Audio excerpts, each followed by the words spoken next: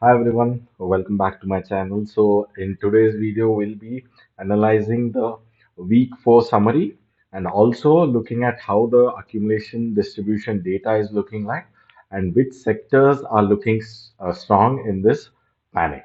Okay, so let's start with the week 4. So the accumulation has finally risen after a dull period of almost a month. If you can look at this particular chart, the accumulation was continuously in that 40 to 80 range, you can say.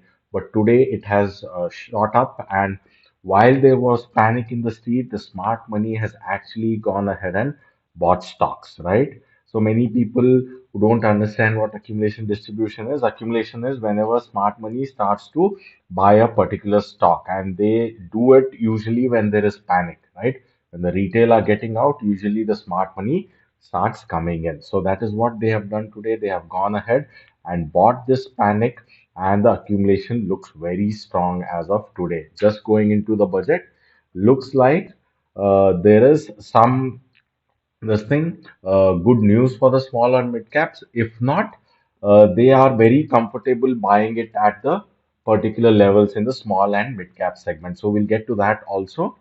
So the accumulation as of today, it looks very good compared to the last several weeks. Okay, even in January or even December, the whole of December, the accumulation was quite low. Okay, now coming to Nifty 50. So Nifty, as you know, the whole Adani thing that is happening, because of which the Nifty is in a free fall, but it did not crack much, hardly 2.35% for the whole week. The Nifty is down. As of now, the support stands somewhere around that 600, 6,000, 16,800 mark, right? And we are quite like 5% still away from that particular mark. But the mid cap index is exactly at the support from where it bounced. And again, the accumulation has come in at the support itself. So looks like the big guys are very sure that okay, this is the level that we are going to go ahead and buy the stocks. Whenever stocks fall to this level, they are going ahead and buy it.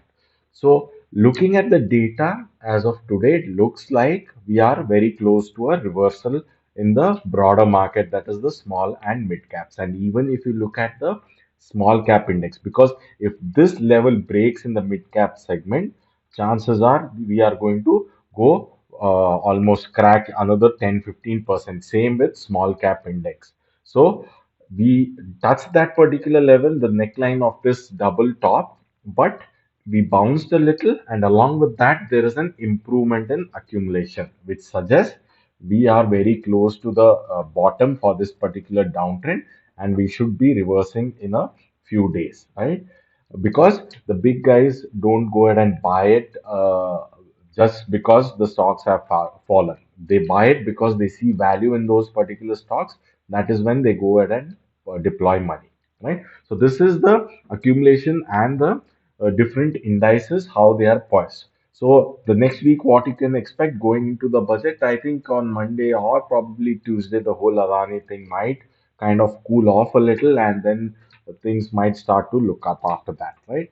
Now, coming to the main point, the Adani Hindenburg fight. So, what is happening is Hindenburg came out with that report, and then Adani stocks fell yesterday, fell to, on 25th, and then again today they had a big fall, and even SEBI is kind of investigating the whole thing. So, now two things can happen. One is because there is very less free float, right? So, when I say free float, let's say there are 100 shares, Adani himself, along with his all these FIIs, which look quite shady, is almost holding 98% of his stocks. So with very free flow, very less free flow, it is hard for a stock to fall, right? Because if let's say, if retail investors panic and they sell, and there is again some big guy or Adani himself goes out there and buys it, chances are the stock is again going to rebound, right? Because again, everything is cornered, and since there is no seller, the stock price starts to move up ferociously. That is one thing that can happen. Second thing is, there how this bubble can end is when if LIC starts selling. LIC holds quite a good chunk, almost 90,000 crores in all the Adani stocks combined. So if they want to save their reputation and don't want to get caught in this whole scam thing, right?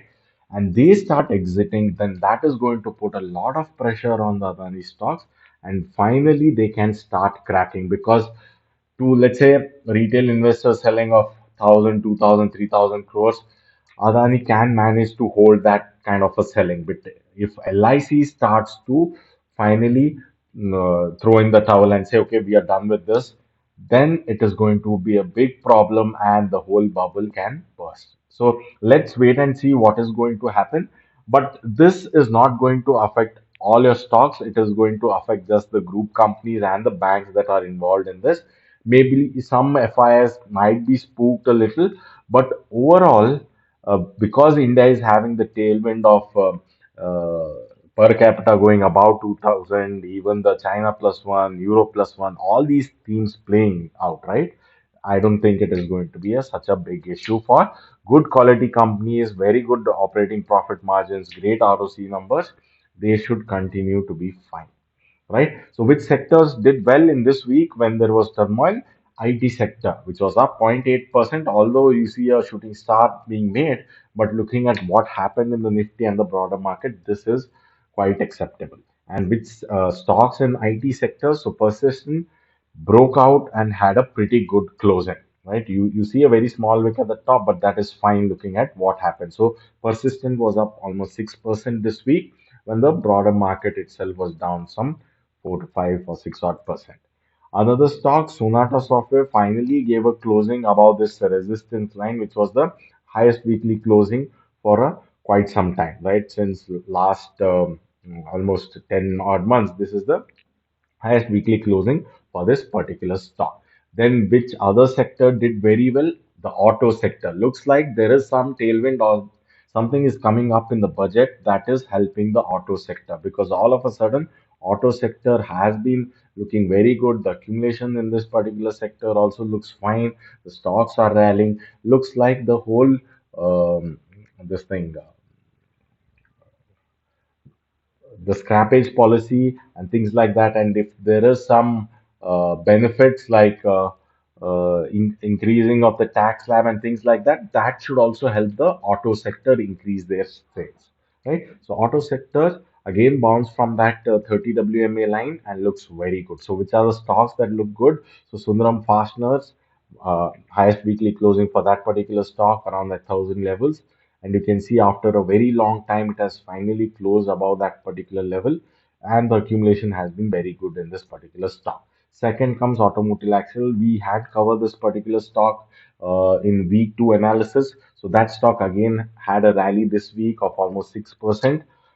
So these two automotive stocks look very good going into next week. And then coming to FMCG sector. So why is the FMCG sector rallying? So as you all know, the last budget of any government is going to be populist, and they are going to try and woo the people to vote them again. So there are going to be some freebies and things like that for the rural India, and because of which the FMCG sector is trying to um, consider that and already started to slowly bounce back. So, which are the stocks in that FMCG sector that are looking good?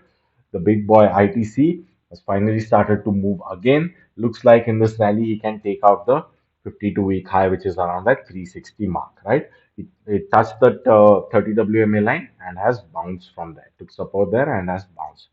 Britannia, again, it is a consumer play on that biscuit theme, right? So this one is also reversing from the support that it has made around that 4,000 250 300 mark, right? So these two stocks look very good. Now coming to a few small cap stocks that look bullish even in this carnage that they haven't really cracked. So Vector Fruits, along with very good accumulation, retested that breakout, right, and is now, I mean, for this particular week, closed flat, right? Especially when you compare other small cap stocks, right? They have been completely butchered. But this one held its ground, retested the breakout, and is at the same level as last week's closing. So this stocks look very good. And as you know, if they are trying to woo the public with more freebies and things like that, then stocks like Vector Food should benefit as it caters to the FMCG segment. Second, Hawkins. Again, the same theme. If you are going to help rural India, then Hawkins should be able to sell more cookers and things like that. So this one is in stage two and came very close to the 30 WMA and is trying to rebound. Right. So this looks like a low risk and a pretty decent return kind of a stock from the current levels. And then Cabra Exclusion, a lot of people follow this particular stock. So this has made an inverse head and shoulders, and it has not really closed above that neckline. But in case it does, it is going to be a pretty good. I mean, you can see pretty good up move in that particular stock as well. So this was the analysis. So in short, the accumulation has come back. The whole Adani Hindenburg thing should cool off in a day or two, right? And then as we go into the budget, there might be some euphoria, and there would be a relief rally in the small and mid caps. Hope this helps. See you in the next week's summary.